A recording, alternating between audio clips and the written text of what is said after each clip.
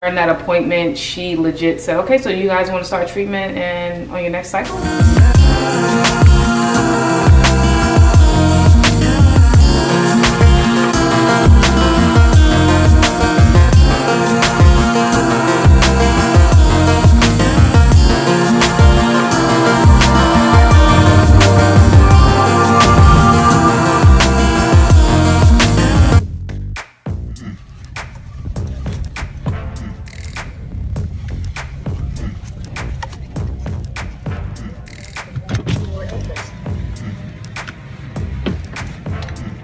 Please wait. Take the ticket. Welcome.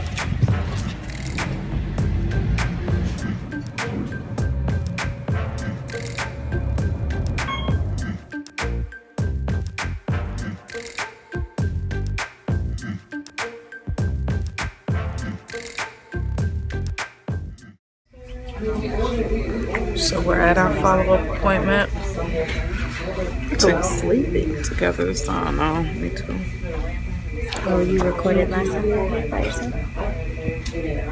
The last time when you didn't want to participate. Oh, it's not that I didn't want to participate. You chose to leave me out when you walked in here by yourself. But yeah, anyway, so this is our follow-up appointment. We're going to get our results and stuff. Yes, we're excited and nervous. Not pregnancy results, like blood work, ultrasound, all that stuff. Sleepy faces. Hey guys. Hey guys. What up, though? What's going on? So, do you like ad-lib?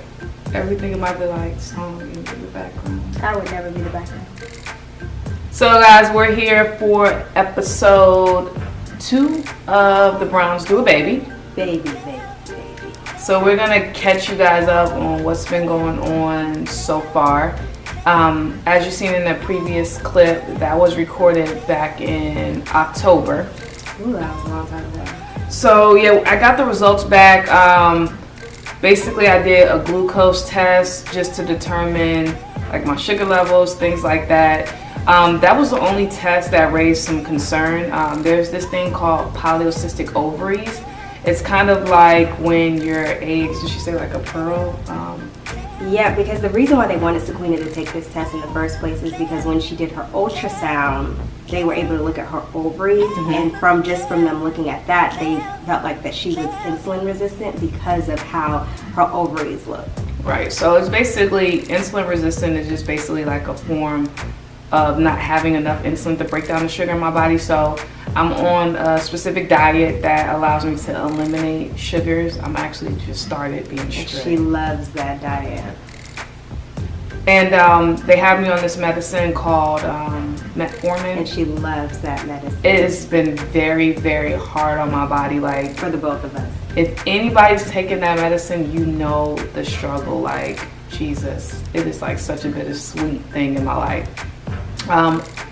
Also, my genetic testing, everything came back cool with that. No sickle cell traits or anything like that. I did this test that's an HSG test. They basically put dye and they put this catheter in you and to see if the dye would come out of your fallopian tubes and make sure there's no blockage in her fallopian tubes. Right, so make sure there's no blockage in my fallopian tubes. So that test was A1. So I was basically in the clear. During that appointment, she legit said, okay, so you guys want to start treatment and on your next cycle, next month? We're like, come again? Like what?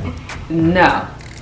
As you guys can see, I wanted to finish the year off. So this is definitely game time now though.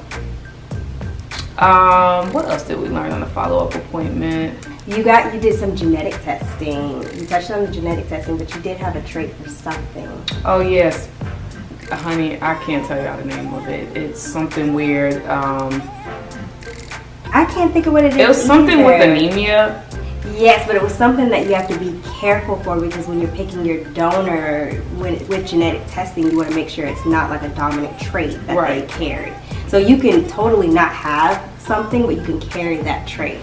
So you want to make sure you don't pass that on to your child, and depending on who your donor is, it will be more highly likely to pass it on. Yeah, so that was the only other thing. Not any major concerns.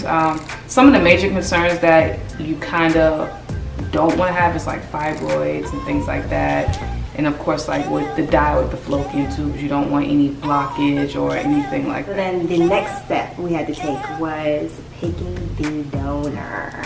And Jamila picked out the donor. So after all the testing came back, even still we're having to pick even though we picked the donor prior to our test results, everything still matched. So it was still, you know, one of a kind there. And we did pick an open donor as well. It was important, one, it's important that the baby that Sequina carries and then the future baby that I carry have the same donor. It's also very important for it to be open, just because I know some of us were not raised by a biological father, and I think that for a child, especially coming into having same-sex parents, dealing with that, at some point in time they are going to want to reach out to a biological connection, their other biological connection, which is definitely understandable. Sequina was also able to find forums for siblings as well, which I thought was pretty awesome.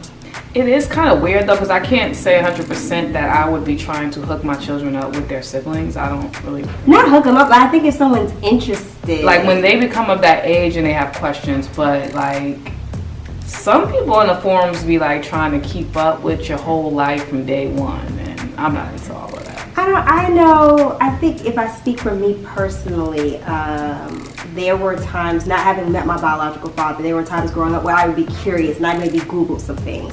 So I think just having those venues, having that like the possibility of your child is interested, like, hey, here's some avenues, I think that's pretty awesome, pretty cool.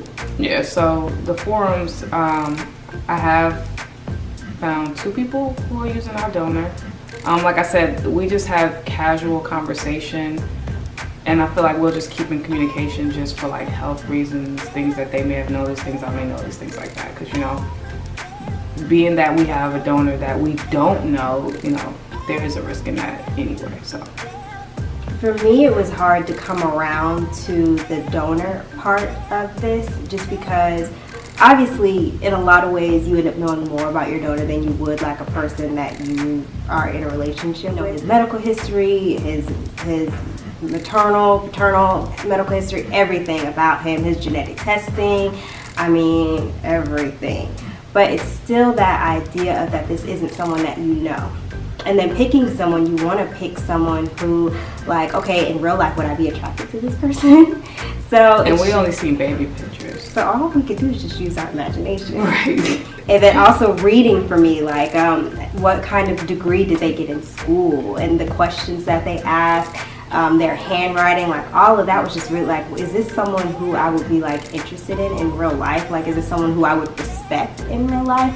That was a really huge hurdle for me to cross.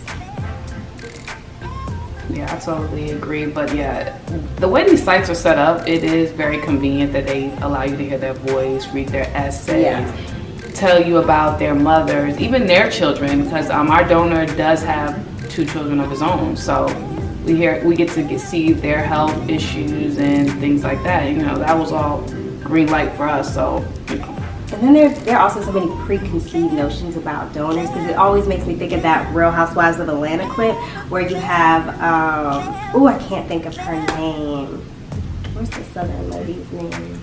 The Southern lady, the one who has the 2 boys?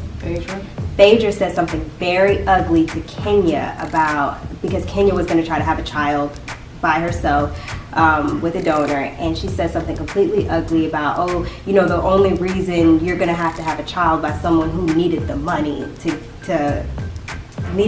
and that's why they gave their specimen or whatever.